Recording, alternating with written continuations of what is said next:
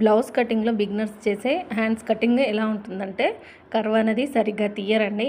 ఎలా పడితే అలా కట్ చేస్తూ ఉంటారు. అలా కాదు, ఇలా కట్ చేయండి, ఖచ్చితంగా పర్ఫెక్ట్గా కుదురుతుందనమాట. చాలామందికి కటింగ్ రాక ఇబ్బంది పడుతూ ఉంటారు.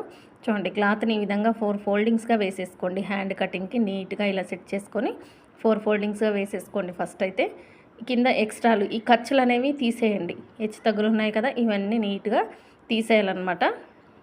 ఇది ఆల్రెడీ వచ్చిన వాళ్ళకైతే కాదు, కొత్తగా నేర్చుకునే వాళ్ళు చూస్తూ ఉంటారు కదా, వాళ్ళ కోసం అనమాట. మీరు హెమ్మింగ్ అనుకోండి, 1.25 ఇంచులు పెట్టేసుకోండి. లేదా లోడింగ్ అనుకోండి, అంటే మనం అంచులు కానీ ఉన్నప్పుడు లోడింగ్ చేస్తాం, లేదంటే పైపింగ్ వేస్తాం కదా, అటువంటప్పుడు 1/2 ఇంచ్ ఎక్స్ట్రాగా పెట్టేసుకోండి.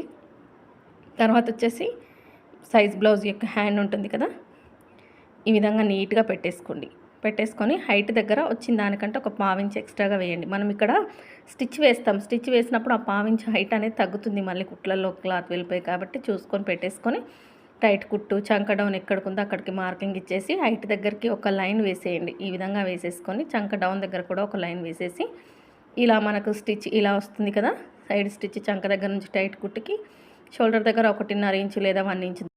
లావుగా ఉన్నారనుకోండి 1.5 ఇంచ్ నుంచి డౌన్ ఇవ్వండి. సన్నగా ఉంటే 1 ఇంచ్ నుంచి ఇవ్వండి, సరిపోతుంది. నీట్గా కట్ చేసుకోవడమే.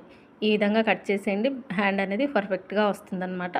ఇంకెక్కడికక్కడ టక్స్ పెట్టేసుకొని మనం ఫ్రంట్ పార్ట్ కర్వ్ అనేది ఇక్కడ మిస్టేక్ చేస్తారనమాట. ఎలా తీయాలో అర్థం కాక ఎక్కువ తీయడం, లేకపోతే అసలే తీయకపోవడం చేస్తూ ఉంటారు.